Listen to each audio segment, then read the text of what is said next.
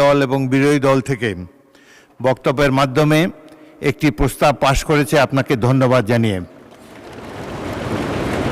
আপনার সাম্প্রতিক মালয়েশিয়া এবং চীন সফরের ফলে দেশের মর্যাদা বৃদ্ধি পেয়েছে বলে সবাই অভিমত ব্যক্ত করেছে এবং বাংলাদেশের অর্থনীতিকে, পররাষ্ট্রনীতিকে এক নূতন দিগন্ত সূচনা করেছেন আপনি এই সফরের মাধ্যমে।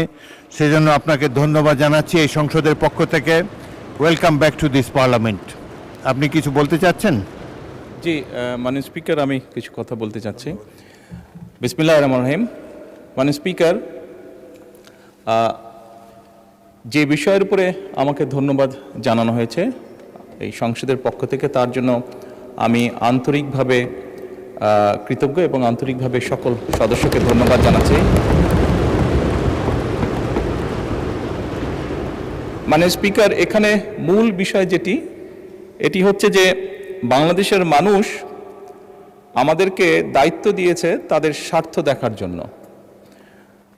আমাদের দলের অবস্থান থেকে আমরা একটি স্লোগান ব্যবহার করি, সেটি হচ্ছে যে বাংলাদেশ ফার্স্ট বা বাংলাদেশ প্রথম।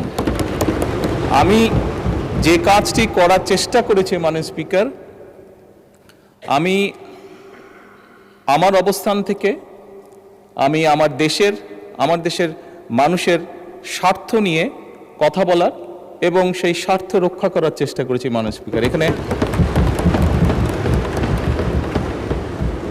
মাননীয় স্পিকার, এখানে আমাদের কারোরই কোনো ব্যক্তিগত কোনো বিষয় নেই। এটি যদি কোনো কিছু অর্জন হয়ে থাকে, ভালো কোনো কিছু অর্জন হয়ে থাকে, এটি বাংলাদেশের অর্জন।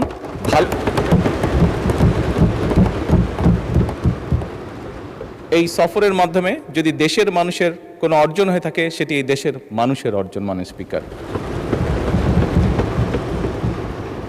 তবে মাননীয় স্পিকার, যেহেতু সংসদের সকল সদস্য, বিশেষ করে বিরোধী দলীয় নেতা, উনিও উৎসাহ প্রদান করেছেন দেশের জন্য, দেশের মানুষের পক্ষে কাজ করার জন্য, সেজন্য আবারও আমি আমার ব্যক্তিগত পক্ষ থেকে সকল সদস্য, বিরোধী দলীয় নেতা সহ সকল সদস্যকে আন্তরিকভাবে ধন্যবাদ জানাচ্ছি।